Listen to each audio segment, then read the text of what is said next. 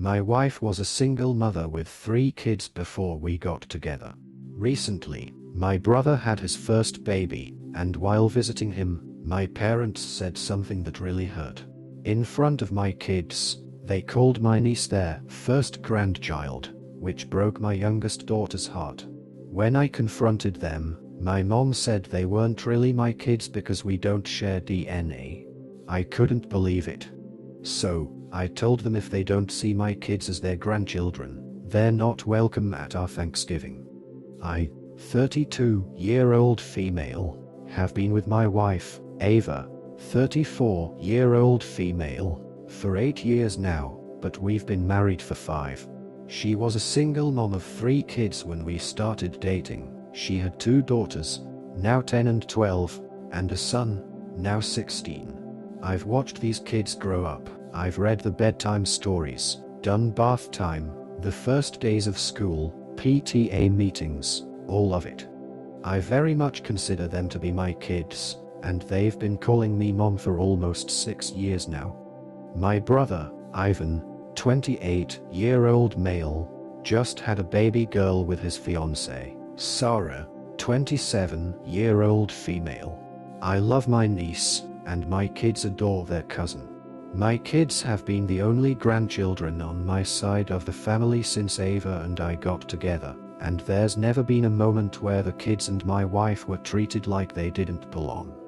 My brother is their uncle, my mom and dad are their nana and pop. The kids see my family as their family, and I always thought that my family felt the same way about them. The kids and I were over at my brother's house just hanging out, and my parents ended up dropping by with gifts for my niece. Ivan laughed when he saw the toys and told our mom and dad that they were going to end up spoiling her rotten. My mom said since my niece is their first grandchild, of course they have to spoil her. My kids were sitting in the living room with all of us, and my youngest daughter looked hurt when she realized what my mother said. My son and my other daughter didn't fully react to it, but I could tell it bothered the both of them too. Sarah spoke up and said, "Oh, you mean first grandbaby, not first grandchild." My dad shook his head and replied that my niece was their first grandchild. I didn't want my kids to keep sitting there and listening to that, so I handed my son my keys and told him to wait in the car with his sisters.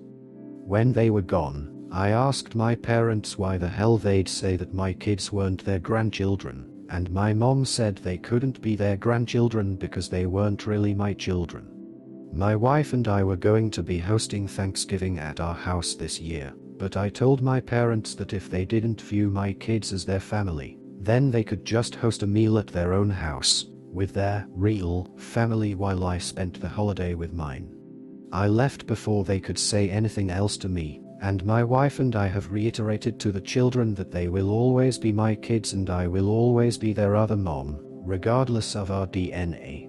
My brother is pissed at me now because he thinks I reacted too harshly, and that I should try to see where my parents are coming from. My mom texted saying that she and my dad love the kids, but they still aren't their grandchildren, and she hopes that we can come to understand that because she doesn't want this to ruin my niece's first Thanksgiving. I haven't replied back. I meant what I said, but I'm worried that maybe I'm reacting too harshly. Extra info. I adopted all 3 of the kids about 4 years ago, so they aren't just my parents' step-grandchildren. Even if I hadn't legally adopted them, they'd still be my kids in my eyes. Edit number 2. My wife's parents don't have a relationship with the kids. When my wife came out, they pretty much stopped speaking with her entirely. Their bio dad is not involved and neither is his family. He lost his rights to the children before Ava and I started dating. The 10-year-old has never met him, the 12-year-old doesn't remember him, and the 16-year-old wants nothing to do with him. My parents wanted the kids to call them Nana and Pop. I didn't make the kids start calling them that. The worst part of it for me is that they said it in front of them. I'd still be upset knowing they thought it, but the look on my youngest daughter's face when she heard my mother say that just broke my heart. I tend to go mama bear whenever I even think someone has stepped out of line with the kids, so I was worried that maybe I was doing too much in my reaction. My brother still feels like I should talk it out with them, but I don't know that I could forgive it honestly. I've been out as a lesbian since I was a teenager, but I always sort of had this idea that I'd never find love and settle down. Then I met Ava and those kids and my whole point of view changed. 6 months into dating Ava, I realized I was keeping snacks in my bag for the kids. I guess maybe my parents could have just gotten used to the idea of me never getting married or having a family, but they never made it seem like they weren't happy for me when I told them about Ava and our kids. They said they wanted the kids to call them Nana and Pop, but I haven't spoken to them since this whole thing happened, so I don't know if they still want the kids to call them that. The kids aren't exactly jumping at the bit to see them now though, so I doubt they'd call them those names anytime soon. You can put as much emphasis on DNA as you want to, but at the end of the day, those are my children. It doesn't matter that I didn't grow them myself, that they never came out of me, that they don't share my genetics. They call me their mom, and that's what I am to them. If I ever had gotten pregnant and made a baby myself, I know I'd love that kid the same way I do my other 3. Being a mom is more than making a child, it's being there for all the moments after. I'm fortunate enough to have been allowed those moments, and to have been given the title of mother. Yes, biology is a thing, and yes, I know DNA means a lot to some people, but it doesn't matter to me. It wasn't some happenstance of nature that allowed me to be their other mom. I am their other mom because I chose to be, and because they chose to let me. It's not a substitution, because I don't believe that there is one default or correct way of creating a family. Even penguins are out there adopting each other's eggs. If Mother Nature has the penguins doing it, I'd argue that my family structure fits the bill of naturally occurring just fine. Update. Hi, I thought I'd just leave you all with an update here since it doesn't look as though things are going to change anytime soon. My wife and I talked with all 3 of the kids separately and asked them what they wanted to do for Thanksgiving, if they wanted my parents there, if they still wanted to see them. My son and oldest daughter have made it very clear that they are mostly upset at my parents for hurting their younger sister's feelings, and they felt that if my parents apologized to her and tried to make it up to her, then they'd be okay with seeing them still.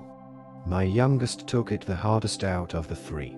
For her, they're the only grandparents she's ever known, and this whole thing really crushed her.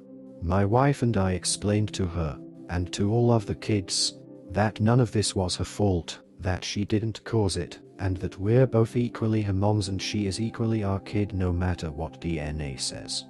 She told us that she didn't want to talk to my parents, but that she wanted me to make sure they knew that she wasn't mad at them, she was just hurt.